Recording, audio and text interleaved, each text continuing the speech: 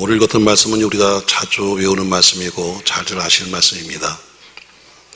우리가 지금 보고 있는 성경은 개역 개정판인데 이전에 보던 성경은 개역 한글판이라고 합니다. 예전 성경 개역 한글판에는 오늘 본문을 이렇게 말씀하고 있습니다. 같이 한번 읽겠습니다. 야베스는 그 형제보다 존귀한 자라. 그 어미가 이름하여 야베스하였으니 이는 내가 수고로이 낳았다 함이었더라. 야베스가 이스라엘 하나님께 아뢰어 가로되 원컨대 주께서 내게 복의 복을 더하사 나의 지경을 넓히시고 주의 손으로 나를 도우사 나로 환난을 벗어나 근심이 엇겨서였더니 하나님이 그 구하는 것을 허락하셨더라. 무엇이었더라? 허락하셨더라. 아멘. 세상에 살면서 모두가 다 근심 걱정 없이 살고 싶습니다. 아마 세상에 살면서 남보다 잘 살아야지 다 그렇게 생각하지 못 살아야지 하는 사람 없을 거예요. 할 수만 있으면 다 평안하고 싶습니다. 할 수만 있으면 다 행복하기를 원하고 있죠. 그러나 우리의 바람은 그렇지만 사실은 고통과 고난이 수없이 많고 때론 그 고통과 고난 앞에서 때는 체험하기도 합니다. 난 이제 끝났어 하고 체념하죠. 그럴 때마다 이렇게 말합니다. 아이고 내 팔자야 이런 분도 있고 또 어떤 사람은 또 다 내 죄야 이런 분도 있고 어떤 분은 내 운명인데 어떻게 이런 분도 있을 거예요. 결국 자신의 모든 고난과 고통을 운명이니 팔자니 이런 걸로 해석합니다. 또 어떤 경우에는 샤머니즘적으로 미신적으로 이것을 한번 고쳐보겠다고 해서 나름대로 여러 가지 미신적인 방법을 쓰기도 합니다. 저도 어릴 때 저희 어머니가 제가 오래 살라고 우리 어릴 때는 많이 죽었거든요 애들이. 그래서 오래 살라고 무당한테 이름을 갖다 올리고 공을 들여서 저도 이름을 바꾸기도 하고 그렇게 해서 봤던 사람입니다. 오늘 본문에 나오는 야베스라는 사람은 여러분이 잘 아는 것처럼 자신의 삶이 고통받을 수밖에 없는 팔자를 타고난 사람입니다. 오늘 본문에 보니까 야베스는 그 어미가 수고로이 낳았다 이렇게 시작하고 있습니다. 어머니가 고통 속에서 아이를 태어났는데 그 아이가 응애하고 태어나는 순간에 어머니가 부르기를 내 이름은 야베스야. 밑에 보니까 번역해서 고통이란 단어입니다. 얼마나 힘들었는지 아이 이름을 너는 고통이야, 넌 수고야 이렇게 줬어요. 이스라엘은 통상 아버지가 이름을 짓는 게 원칙입니다. 근데 여기 보니까 어머니가 이름을 지었다 하는 이야기는 여러 가지 의미가 있어요. 먼저 유복자의 과부의 자식에 틀림없습니다. 아마 임신 기간 동안에 충격적인 사건인지도 모르겠어요. 아니면 임신하고 있는 동안에 남편이 임신한 아내를 버렸는지 아니면 남편이 혹은 죽었는지 혹은 남편이 어딜 떠났는지 잘 모르겠습니다. 어떤 경우에는 원하지 않는 아이를 뵌지도 모르겠어요. 어쨌든 어머니에겐 고통스러운 일이었습니다. 그래서 아이가 태어나자마자 그 아이를 보는 순간에 얘는 고통이야 하면서 그 이름을 고통 야베스라고 지은 거예요. 우리도 그렇지만 모든 사람들의 대부분의 이름은 이스라엘 이름은 그 이름 속에 기대를 겁니다. 이렇게 되었으면 좋겠다. 이것을 이름에 넣어요. 우리가 흔히 이름을 가리켜서 사회적인 기대다 이렇게 말합니다. 우리가 부모가 기대하고 있는 것을 그 이름에 집어넣는 거예요. 왜냐하면 그 이름과 삶이 아주 밀접하게 연관되어 있는 것이 이스라엘의 역사입니다. 야곱, 잘 아는 야곱 보세요. 야곱이라는 이름은 번역하면 움켜잡다는 뜻이에요. 그처럼 형의 축복도 움켜잡는 그의 삶의 모습을 표준화한 것이 야곱 그의 이름입니다. 나오미와 그의 남편이 두 아들을 낳았습니다. 그리고 아들의 이름을 졌는데 큰 아들의 이름은 말론이요 둘째 아들의 이름은 기럯이었습니다. 근데 말론이라는 이름은 번역하면 허약하다 이런 뜻이고요. 기럯이라는 뜻은 수척하다 이런 뜻입니다. 그래서 그런지 그 아들들은 곧 죽고 말았습니다. 자, 어머니가 고통스럽게 아이를 태어난 다음에 내 이름은 야베스 수고야 고통이 이렇게 졌어요. 자, 어머니는 고통스러웠지만 그러나 나중에 이 야베스가 성장해서 자기 스스로가 내 이름이 뭐지? 하고 스스로가 내 이름이 고통이라는 것을 알았을 때 얼마나 스스로가 괴로웠을까?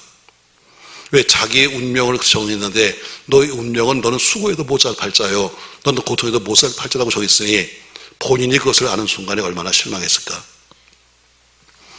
자기 인생의 출발도 괴로웠지만 이름 속에 담겨있는 그 의미를 생각할 때 난 저주받았다 생각하지 않겠어요? 그러나 성경은 그렇게 시작했지만 그의 마지막을 보면은 그는 그 모든 형제보다 귀중한 자다. 그 모든 형제보다 존귀한 자다. 성경엔 분명히 고통스러운 사람이요 수고해도 못 살 팔자인데 그는 팔자를 바꿨습니다. 여러분, 믿음은 팔자를 바꿉니다.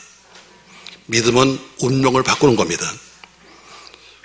오늘 존귀하다 이 단어는 그냥 쓰는 것이 아니라 단순히 그냥 말로 존귀가 아니라 그는 역사 속에서 존귀한 자요 가문 속에서 비중 있는 사람이었습니다. 우리가 존귀하다는 단어는 이런 뜻입니다.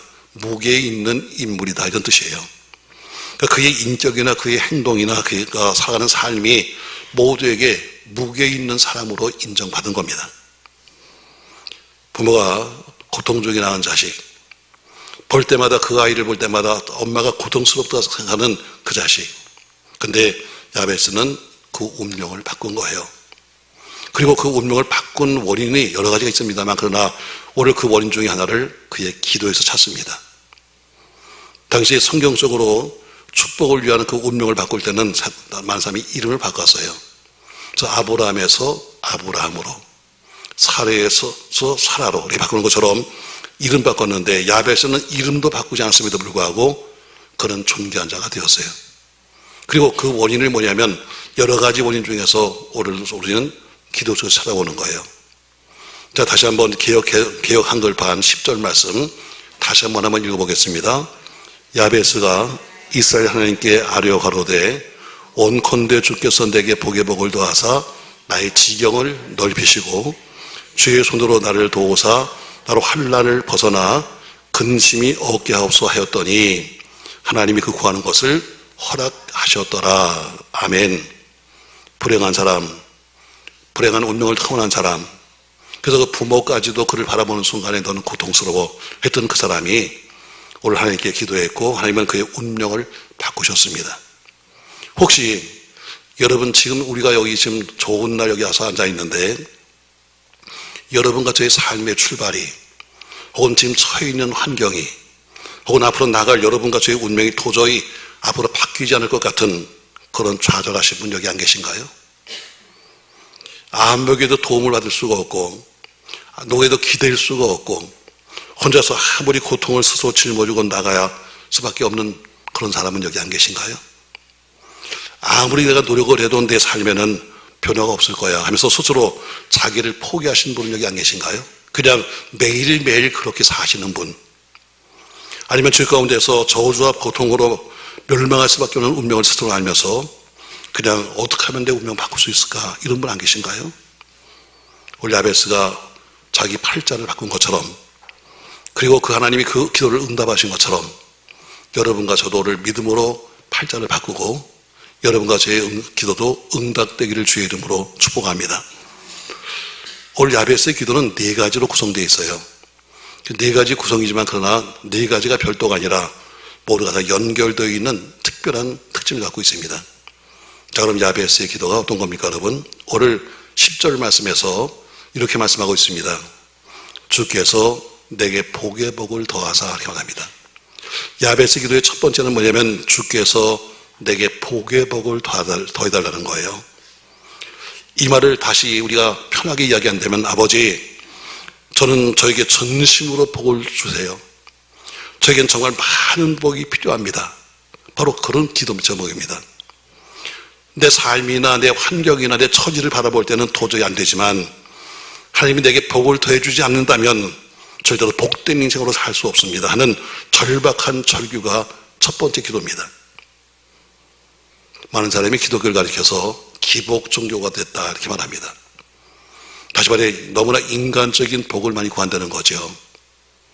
제가 어디 부흥에 가서 야베스의 기도를 하는 설교를 했더니 어떤 분이 식사를 대접하면서 은근히 비꼬더라고요. 목사님, 그 야베스 기도가 굉장히 이기적인 거 아닙니까? 너무 기복신앙이 아닌가요? 나한테 이게 묻더라고요. 물론 그 집사님의 비판, 기독교가 점점 우리가 지나치게 그 기복 종교가 되는 건 사실입니다. 그러나 하나님께 복을 구하는 것은 절대로 잘못이 아닙니다. 다만 우리가 경계해야 될 것은 뭐냐면 그 복을 어디에 쓰느냐가 중요한 것이지 복 받는 것은 당연한 겁니다. 왜? 하나님이 여러분과 저에게 주시고자 하는 것은 복이지 가난이 아닙니다. 여러분, 어떤 자식이 아픈데 그걸 보고 좋아할 부모가 누가 있어요? 어떤 자식이 지금 가난 때문에 힘든데 부모가 돈을 가지고 있는데 그냥 있을 부모가 누가 있겠습니까, 여러분? 하나님의 이름을 자세히 보면, 하나님의 성품을 성경에 찾아보면 결국 이렇게 나옵니다. 하나님은 우리에게 복을 주시는 분. 이게 하나님 성품입니다. 그분은 여러분과 저에게 복을 주고 싶어 하는 분입니다. 자기의 자녀들을 축복하셔서 풍성하고 생명 있게 살기로 하신 것이 하나님의 뜻입니다. 그래서 잠언서 10장 22절 말씀에는 여호와께서 주시는 복은 사람을 부하게 하고 근심을 겸해 주지 않는다, 이렇게 말씀하고 있습니다. 하나님이 인간을 만드셨습니다. 그리고 인간을 만드신 다음에 제일 먼저 하신 말씀이 뭐냐면 창세기 1장 27절 말씀 보세요. 같이 한번 읽겠습니다. 하나님이 자기 형상, 곧 하나님의 형상대로 사람을 창조하시되 남자와 여자를 창조하시고, 28절 하나님이 그들에게 뭐 하시며 복을 주시며 하나님이 그들에게 이르시되 생육하고 번성하여 땅에 충만하라. 하나님이 제일 먼저 하신 말씀이 뭐냐면 인간에게 야 똑바로 살아, 이게 아닙니다. 복을 주시며, 이겁니다. 노아 홍수 시대에 모든 사람이 다 죽었습니다. 노아의 가족이 처음 이 땅에 내려왔을 때 하나님이 처음 하신 말씀이 뭐냐면 똑같은 말씀입니다. 하나님이 노아 가족들에게 복을 주시며 가라사대, 이렇게 말씀하십니다. 하나님은 여러분과 저에게 축복하시기 원하고 있고 또 축복하시는 하나님이십니다. 물론 성경이 말하는 복은 좀 의미가 다릅니다. 구약의 복은 주로 자손의 복, 땅의 복, 집의 복, 물질의 복, 그러니까 이 땅에서 소유의 풍성함이 구약에는 바로 그것이 복이다, 이렇게 말했습니다. 그러나 신약에 와서는 산상수훈부터 바뀌었습니다. 이렇게 말씀하시죠. 심령에 가는 자는 복이 있나니 해서 영적인 의미로 바뀌게 되는 거예요. 자, 그렇다고 해서 우리 주님께서 뭐예요? 가난하게 살라고 말씀하지 않았습니다. 얼마나 가졌냐가 문제가 아니라 얼마나 깨끗하게 사냐가 문제입니다. 전 여러분 깨끗한 부자가 되십시오.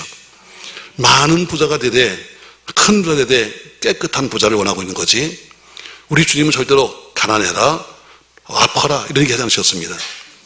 기독교는 가난의 종교가 아닙니다. 기독교는 청빈의 종교가 아닙니다. 기독교는 고통의 종교도 아니고 고뇌의 종교도 아닙니다. 하나님 뜻 안에서 모두가 풍성히 누리는 것을 하나님은 죄라고 말씀하지 않습니다. 하나님은 다만 이걸 원하고 있습니다. 정결하고 깨끗한 부자가 되어라. 아멘.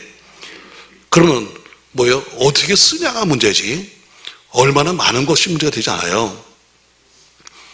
우리 주님 마태복음 7장 7절 말씀에서 구하라 그럼 너에게 주신다고 말씀했어요. 나가서 야고보서 4장 2절 말씀에는 너희가 얻지 못하면 구하지 아니하며 말씀하십니다. 야베스가 하나님 앞에 하나님 내게 복의 복을 주시고 말한 것은 절대로 잘못된 간구도 아니고 잘못된 기도가 아닙니다. 자기 하나님 앞에 자신의 삶의 처지를 확실하게 고려하고 그리고 하나님이 주시는 복을 구한다면 그것은 당연히 해드릴 일입니다. 자식이 부모에게 뭔가 달라고 하는 것은 절대로 죄가 아닙니다. 사랑하는 성도 여러분, 가난하고 병들게 살면서 남의 지배를 받고 억압받고 사는 것이 하나님의 뜻이 아닙니다. 오늘 하나님은 여러분과 저에게 풍성하게 하는 것처럼 오늘 야베스는 어때요? 하나님이 내게 축복하지 않으시면 난 너무 괴로운 인생입니다. 난 가난과 질병으로 죽을 수밖에 없습니다. 하나님, 나는 연약한 존재예요. 오늘 이걸 말하는 겁니다. 하나님 내게 물질을 주지 않으면 가난 때문에 때로 하나님을 내가 부인할지도 모르겠습니다. 이 뜻입니다. 그러므로 나 좀 축복해 주세요. 솔직한 기도 아닙니까, 여러분? 껍데기만 잔뜩 거룩하시고 자비로우시고 하고 시원하지 말고 아주 솔직하게 필요한 것을 말하는 것은 죄가 아닙니다, 여러분. 야베스는 이름이 고통이에요. 이름이 수고입니다. 아무리 이래도 못 살 팔자임에도 불구하고 하나님, 내 처지가 이렇습니다. 내가 하나님의 복이 아니면 살 수 없어는 복의 복을 더하시고, 전 여러분 그런 복을 구하시길 주의 이름으로 축복합니다. 야베스는 사람이란 것은 하나님의 은혜, 하나님의 축복이 아니면 살 수 없다는 것을 그는 알고 있었어요. 그래서 하나님 앞에 어때요? 은혜롭고 자비로우신 하나님 앞에 인자와 진실이 많은 하나님 앞에 자기의 삶을 고백한 거예요. 주님은 육신을 가진 여러분과 제가 뭐가 필요한지 아시는 분입니다. 다만 주님은 여러분과 저에게 무엇을 위해서 구할 것인지, 그리고 무엇을 위해서 쓰실 것인지를 이야기하는 겁니다. 그러니까 야베스의 기도가 잘못된 것이 아닙니다. 전 여러분 정당히 하나님 앞에 기도하십시오. 하나님, 저에게 복의 복을 더하십시오. 아멘. 영적인 복도 더하시고 육적인 복도 더하셔서 여러분 그렇게 구할 수 있는 여러분과 제가 되길 바랍니다. 기도도 솔직해야 돼요. 선 앉기만 하면 거룩하시고 자비로우시고 이게 아니라 솔직하게 지금 내 처지가 이래요. 내 처지가 지금 도저히 하나님의 도심이 아니면 살 수 없어요 하는 아주 긴박한 기도가 필요한 거예요. 오늘 야베스의 첫 번째 기도가 뭐예요? 내게 복의 복을 더하시고 이겁니다. 두 번째 기도가 뭡니까 여러분? 오늘 성경에 보면 10절에 나의 지역을 넓히시고 이렇게 말합니다. 한글판에는 나의 지경을 넓히시고 했어요. 여기 지역이라는 의미는 뭐냐면 해변 혹은 경계 이런 뜻입니다. 여러분 이 야베스가 쓰여진 이 좀 배경이 뭐냐면요, 때가 어느 때인가 하면 이스라엘이 지금 여호수아를 앞세워서 지금 전쟁에서 가나안 땅에 들어갔어요. 가나안 땅에 들어서 지금 여호수아가 지금 땅을 분배하는 겁니다. 지금 어디냐면 지금 땅을 분배하고 있는데요. 근데 야베스가 뭐예요? 하나님, 나의 지경을 넓혀주십시오. 좀 큰 땅을 주십시오. 이 얘기입니다. 아무 때 나가서 한 것이 아니라 지금 땅을 분배하고 있는 때인데 기도하기를 나의 지역을 넓히시고 이렇게 말한 거예요. 여러분 야베스 강구가 뭐예요? 내가 관리할 수 있는 지역, 내가 지배할 수 있는 땅을 더 큰 땅을 다는 겁니다. 여러분 내가 지배하고 내가 관리할 수 있는 땅을 더 넓히자는 의미가 뭡니까 여러분? 아주 한마디로 말하면 하나님 내게 영향력을 주십시오 이 얘기입니다. 영향력. 자신의 영향력이 미치는 곳이 더 크게 해달라고 오늘 기도하는 거예요. 영향력, 이단을 생각하면 따라온 게 뭐예요? 리더십이에요. 리더십. 리더는 영향을 끼치는 사람입니다. 많은 사람이 비전과 욕망을 잘 모르고 살아요. 마치 비전이 욕망처럼 생각하고 욕망이 비전처럼 생각하는데 그게 아닙니다. 여러분 잘 들어보세요. 여러분 비전은 선한 영향력이에요. 욕망은 악한 영역입니다. 이게 다른 거예요. 비전은 공동체를 위한 것이 비전이지만 욕망은 자기 자신만을 위한 이기적인 것이 욕망이에요. 비전은 사랑이 동반되어 있지만 욕망은 지배력이 근거하는 거예요. 비전은 사명의 성격을 띠지만 욕망은 자기 만족의 목표를 가지고 있는 거예요. 이게 다른 거예요. 얼뜻 보면 비슷한 것 같지만 그러나 어찌되어 정반대가 비전과 욕망이에요. 우리가 욕망을 비판하면서 건전한 비판까지도 함께 욕먹으면 안 돼요. 그러나 한 가지 욕망이든 비전이든 그것이 없는 사람은 죽은 사람이에요. 시체는 아무런 꿈도 없습니다. 시체는 아무런 욕구도 없습니다. 시체는 아무런 기여도 할 수 없습니다. 그러나 살아있는 사람은 영향력이 있습니다. 문제는 비전을 가진 선한 영향력이냐 욕망을 가지고 있는 악한 영향이냐 이것이 중요한 겁니다. 성경은 욕망을 경계합니다. 오늘 지금 야베스의 기도, 이 기도를 이렇게 보면 됩니다. 여러분 아주 현대말로 하면 하나님 제 사업을 확장시켜 주세요. 제가 영향력을 미칠 수 있는 영역을 더 넓혀주기를 원합니다. 바로 이겁니다. 우리 황준 집사님 기도 제목이 이거 맞죠? 지금 3년째 지금 헌금봉투에 오는 제목이에요. 새로운 사업 시작하면서 하나님 되게 이걸 주십시오 하고 했던 기도 제목 하나가 3년째 오르고 있어요. 내가 다 배우고 있어. 선한 영향력 구해야 됩니다 여러분. 우리 사업장을 확장시켜 주시고 우리 일터를 확장시켜 주셔서 선한 영향력을 끼치게 하십시오. 바로 이 제목입니다 여러분. 결혼할 처녀 총각이라면 하나님 내게 결혼할 사람을 주십시오. 내 귀한 자식을 주십시오. 그 사람의 인생의 삶의 영역을 좀 넓혀달라고 기도하는 거 여러분 당연한 겁니다. 여러분 중에 누가 사업을 하고 계시다면 하나님 내 사업을 좀 번성케 해주셔서 제 인생의 영향력과 영역을 높여달라고 하는 것, 여러분 당연한 얘기입니다. 여러분이 혹시 어떤 조직사회에 있다면, 직장생활 하고 있다면 하나님 저를 그럼 더 높은 자리에 올리게 하셔서 책임감 있는 자리에 올려주셔서 제 영향을 높여주십시오. 여러분 이거 당연한 이야기입니다. 만약에 이런 기도도 없고 바람도 없다면 사람은 이미 영육간에 죽은 사람입니다. 주여 될 대로 살겠나이다, 아무렇게 살겠나이다, 이게 똑같은 거죠. 여러분,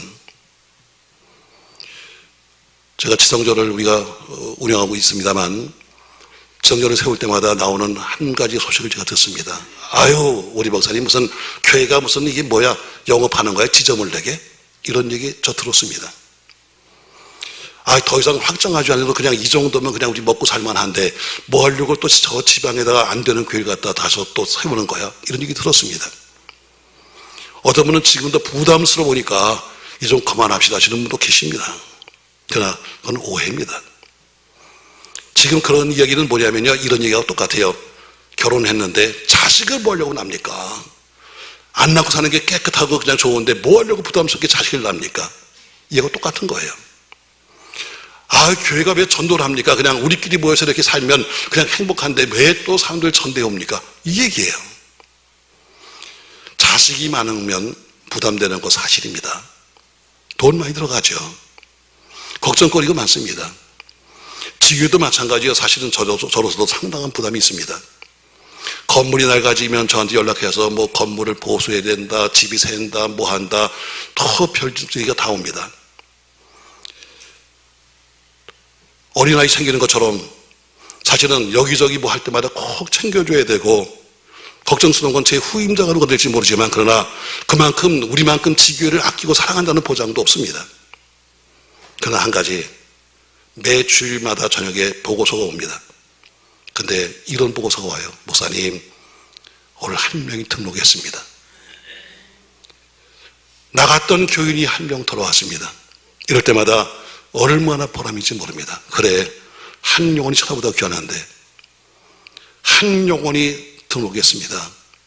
교회가 있어서 몇 명이 더 많이 나옵니다. 여러분 이길 때마다 그래 잘했다, 수고는 물론 우리가 했지만 그러나 잘했다. 다만 제가 2부 때도 얘기했으니까 걱정스러운 것은 뭐냐면 온상에서 자라는 나무들은요 힘이 없어요. 우리가 교회가 너무 온상같이 그냥 지교회들을 갖다 매일 돌봐주다 보니까 그냥 무슨 일만 생기면 전화해서 기대는데 이게 걱정스러운 거예요. 앞으로 저희들이 언제나 자립하지? 뭐 생각까지도 자립하지 않냐고 끝까지 이렇게 기대면 어떡하지? 이런 타성이 붙을까 봐 사실 걱정입니다. 그러나 우리는 어때요? 건강한 교회 비전과 하나님을 위한 영향력을 우리가 갖는 겁니다. 사랑하는 성도 여러분, 여러분은 영향력이 없는 가난한 사람이 되겠습니까? 아니면 영향력이 있는 풍부한 사람이 되겠습니까? 풍성한 물질을 구하십시오. 높은 지위를 구하십시오. 그러나 그것이 욕망이 되지 말고 거룩한 비전이 되기를 주의 이름으로 축복합니다. 바로 비전을 이루기 위한 건강한 영향력이라면 당연히 그 일을 우리가 해야 되는 것입니다. 원래 욕망 때문에 거룩한 비전까지도 싸잡아서 간 사람들이 많습니다만 그러나 그것은 스스로가 인생을 포기하는 것과 마찬가지입니다. 주님, 이제 저의 삶에 좋은 영향을 끼칠 수 있는 필요한 것을 허락해 주십시오 하고 기도하십시오. 그리고 함께 비전을 나누십시오. 오늘 두 번째 기도가 보니까 하나님 나의 지경을 넓히시고 뭐예요? 나의 영향력을 넓혀주십시오. 전 여러분의 사업의 영향력이, 여러분의 또한 삶의 영역이 커지기를 주의 이름으로 축복합니다. 맨날 그냥 요만한 데 앉아가지고 그냥 김째째 이째째 하지 말고 좀 사람이 좀 커야 되지. 그냥 요러고 앉아가지고 무슨 있으면 절대로 크지를 못하는 겁니다. 세 번째 제목이 보니까 여러분 이렇게 기도합니다. 주의 손으로 나를 도와주십시오. 이게 세 번째 기도입니다. 자, 이게 그냥 별도가 아니라 다 앞에 연관되는 거. 자, 야베스는 내가 하나님께 기도하는 복의 복, 나의 지경이 넓어지는 이 모든 것이 주님 손에 있습니다. 이 얘기입니다. 내가 아무리 복을 받아도, 내가 아무리 지경을 넓혀달라 할지라도 이것을 하시는 분은 누구냐면 바로 주의 손이 나를 도와주지 않으면 안 됩니다. 사람들은 스스로 자기 힘으로 해보려고 합니다.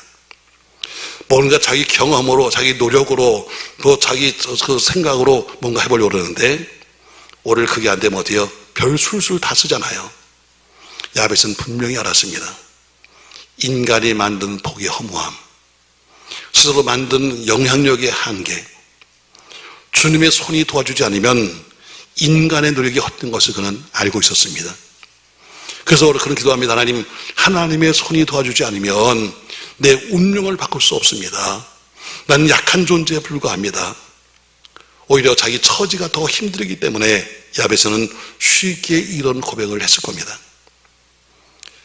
야벳이 고백한 여호와의 손, 성경에서는 하나님의 임재한 능력을 말할 때 여호와의 손을 말합니다. 이스라엘 백성들이 가나안 땅에 들어갔습니다. 요단강을 건넜습니다. 그래서 요단강을 건너면서 요단강 속에 있던 돌을 12개 취해가지고 나와서 언덕에 12개의 돌을 취해서 탑을 쌓았습니다. 그리고 이 탑이 뭐냐고 묻거든 말이라. 하나님의 손이 도와주셔서 우리가 이 요단을 건넜다. 이것을 남기기 위해서 탑을 쌓은 겁니다. 초대교회도 마찬가지로 주의 손에 그들과 함께 하심에 수단산이 믿고 돌아왔다고 말씀하고 있습니다. 야벳은 알았습니다. 여러분도 아셔야 합니다. 내가 아무리 노력하고 내가 아무리 또 수고한다 할지라도 하나님의 손이 없으면 절대로 승리할 수 없다. 아멘. 내가 아무리 밤을 새우가 별짓을 다 해도 하나님의 손이 없으면 우리가 해결할 수 없습니다. 베드로가 그렇게 주님 앞에 가서 신앙을 고백했습니다. 절대로 주님은 죽을 수 없다라고 그들 외치고 다녔습니다. 절대로 내가 그냥 두지 않겠다고 말씀했습니다. 그러나 어린 기립종 앞에서 그는 예수를 3번씩이나 부인했습니다. 그리고 나서는 그가 나중에 성령한 것을 보니까 자기 스스로가 내 힘으로 안 돼. 성령의 도우심이 없으면 지킬 수가 없어 알았기 때문에 그는 성령의 도우심을 구했던 겁니다. 사랑하는 성도 여러분, 야벳은 알았습니다. 자기 영역의 확대를 위해서 인간의 노력으로는 해결할 수가 없다. 그래서 오늘 뭐라 그러니까 주의 손으로 나를 도와주십시오 이렇게 말합니다. 사랑하는 성도 여러분, 하나님의 손이 여러분을 도와주기를 축복합니다. 여러분의 삶의 지경이 넓어지고 나십니까? 여러분이 진정 복의 복을 구하는 것처럼 그렇게 우리의 삶의 처지를 주 앞에 구하면서 도움을 구합니까? 그렇다면 하나님의 손이 일하도록, 하나님의 손이 여러분을 붙잡아 줄 수 있도록 기도하시기 바랍니다.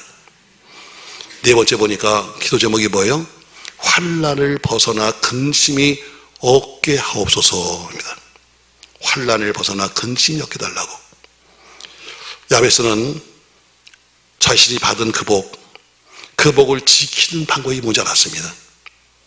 복은 받아도 지킬 수 있습니다. 여러분, 복 받는 게 중요한 것이 아니라 지켜야 됩니다. 아무리 큰 은혜를 받았다 할지라도 지키지 않으면 소용없는 거예요. 아무리 큰 복도 마찬가지로 지켜야 됩니다. 근데 그 복을 지키는 방법이 뭐냐면 환난에서 벗어나야 되는 겁니다. 환난이라는 단어를 성경에 보니까 이비라고 영어로 말하고 있습니다. 다시 말해 해받음 혹은 악한 영의 시험이라는 뜻입니다. 하나님, 나로 하여금 죄와 악한 영의 시험에서 건져주세요 하는 기도입니다. 주님이 가르쳐준 기도 중에서 시험에 들지 않게 하옵시며 다만 악에서 건져달라는 기도와 일맥상통한 기도입니다. 우리 교회도 하나님이 복을 주셔서 물질의 복 받은 분도 계십니다. 하나님이 복을 주셔서 권세와 명예복도 받으신 분도 계실 겁니다. 그러나 그들이 받았던 축복이 오히려 저주와 파멸이 시작될 수 있는 바로 시작이 될 수도 있다는 것을 기억하셔야 됩니다. 왜? 그분께서 어때요? 오늘 본문에 있는 것처럼 나로 하여금 환난을 벗어나 있는데 오히려 뭐를 가졌기 때문에 환난이 오는 거예요. 돈이 없을 때는 시험 들 것도 없어요. 돈이 생기니까 시험 들 일이 많습니다. 명예가 없을 때는 시험 들 것도 없어요. 명예가 생기니까 시험 들 것도 많은 겁니다. 건강이 힘들 땐 돌아지도 않았어요. 근데 건강해지니까 여기저기 다니면서 어때요? 병들 오는 겁니다. 하나님께서 사역을 하라고 지도에 세우셨는데 오히려 주어진 위치에서 주님에 대해 진행하는 것을 가로막는 그런 결과를 가져오셨기 때문에 공동체 아픔을 준 사람도 많이 있어요. 하나님 여러분과 저에게 물질을 주셨습니다. 건강을 주셨습니다. 때로는 직분을 주셨습니다. 오히려 그것 때문에 하나님을 공격하는 어둠의 영의 유혹에 빠질 수도 있는 거예요. 그러므로 어때요? 우리로 하여금 하나님 환난에서 우리를 벗어나게 하십시오. 이 기도가 필요한 거예요. 여러분, 존귀한 자가 뭡니까 여러분? 진짜 존귀하신 분이 누구예요? 예수 그리스도, 그분이 존귀한 겁니다. 그렇다면 야베스의 인생이 뭡니까 여러분? 나를 위해 사는 것이 아니라, 나의 영광, 나의 욕심에 사는 것이 아니라 영혼을 살리며 많은 사람을 주께로 인도하는 그 삶이 야베스의 삶입니다. 왜? 존귀한 자니까. 잘 들어보세요 여러분. 돈이 많다고 해서 존귀한 자라고 부르지 않아요. 아, 저 사람은 부자인데 참 존귀하네, 이렇게 해서 말하는 게 아닙니다 여러분. 권력이 있다고 존귀하다고 말하지 않습니다. 목사라고 여러분 존귀하다고 여기지 않습니다. 장로, 권사라고 존귀하다고 말하지 않습니다. 누가 존귀합니까 여러분? 그의 삶이 존귀하신 하나님께로 인도될 뿐 아니라 주님을 증거하는 삶이 될 때 비로소 그 사람이 존귀한 사람이 되는 겁니다. 사랑하는 성도 여러분, 더 이상 우리가 부모들이 가지고 있는 죄와 허물을 자식들한테 물려주지 마십시오. 이제 모든 저주나 모든 가난과 모든 질병은 우리 때에 끝내야 됩니다. 우리 후손들까지 나가서는 안 되는 거죠. 우리 교인들은 저를 잘 알겠습니다만, 저도 인생 살다가 사업 실패해서 거지가 되었습니다. 서울 살다가 저 38선에 보이는 저 시골 이사를 갔어요. 실업자죠. 나름대로는 무슨 기술도 있고 나름대로는 무슨 자격증도 있고 다 있지만 아무도 써주는 사람이 없는 거야. 매일 집구석에 앉아 있는데요, 저녁이 되니까 아이들이 놀러 가서 아이들을 찾으러 나갑니다.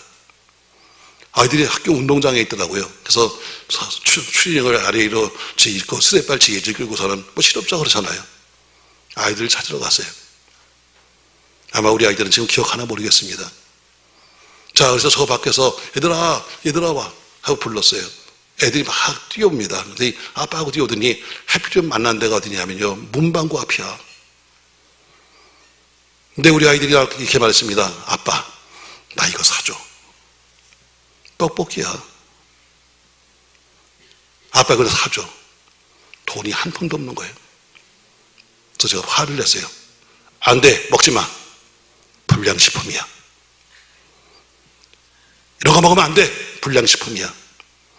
불량식품에서 안 사준 게 아니야. 돈이 없어 못 사준 거야. 여러분, 가난이 얼마나 비참한지 아세요? 가난은 우리 때 끝내야 돼요. 후손들에게 물려주지 마세요. 더 이상 여러분, 우리가 갖고 있는 여러분 나쁜 것들 이제 우린 끝내야 돼. 운명을 바꿔야 돼. 팔자를 바꿔야 돼. 아이들이 우리 집은 있잖아요, 팔자가 이래가지고요, 우리 집은 집안 대대로 이래서요, 이게 나오지 말아야 돼. 오늘 야베스는 팔자를 바꿨어요. 믿음으로 바꿨어요. 야베스는 팔자를 바꿨어요. 기도로 바꿨어요. 사랑하는 성도 여러분, 오늘 여러분과 저도 마찬가지로 타고난 여러분과 제 지나간 과거, 아니 오늘까지의 삶이 어쨌든 간에 우리가 믿음으로 우리의 운명을 바꿔야 돼요. 그래서 우리 후손들만큼은 우리 뒤로 가면 갈수록 어때요? 이제 그래, 타고난 팔자는 그랬다 할지라도 저들은 모두가 존귀한 자가 되어야 합니다. 야베스의 기도, 야베스의 그 소위 펴맺힌 기도가 결국 그의 운명을 바꾸는 거예요. 또한 나 자신만 바꾸는 것이 아니라 내가 바뀐 것을 통해서 다른 사람의 운명까지도 바꿔줄 수 있는 그런 위대한 신앙인, 영향력이 있는 사람. 저 사람 봐. 과거엔 저 사람은 아무것도 아니었는데 이렇게 됐잖아 하는 여러분을 통해서 주님의 영향력이 남들에게 전파되기를 주의 이름으로 축복합니다. 야베스는 기도로 운명을 바꿨습니다. 그의 기도가 4가지였습니다. 첫 번째, 주께서 내게 복의 복을 더하십시오. 모든 복이 다 주님께로 오는 겁니다. 아멘. 두 번째, 내 지경을 넓히십시오. 하나님, 나를 하여금 영향력을 넓혀주십시오. 내가 움직일 수 있는 영향력을 넓혀주십시오. 매일 째째하게 살지 말고 좀 큰 영향력을. 아멘. 세 번째, 그러나 이것을 지키려면 주의 손이 아니면 지킬 수가 없습니다. 아무리 뭘 주신다 할지라도 주님의 손이 아니면 지킬 수가 없는 겁니다. 네 번째, 환난을 벗어나 것처럼 이것을 보관하고 우리가 계속 유지할 수 있는 것은 뭐냐면 시험 들지 말아야 돼요. 그러려면 환난에서 벗어나서 근심하게 없어서 하는 이 네 가지 기도가 결국 야베스의 기도인데, 그 다음에 보니까 끝에 가서 뭐라고 썼냐면 하나님이 그 기도를 허락하셨더라. 뭐 하셨더라? 허락하셨더라. 전 여러분, 우리는 가난하게 살았습니다.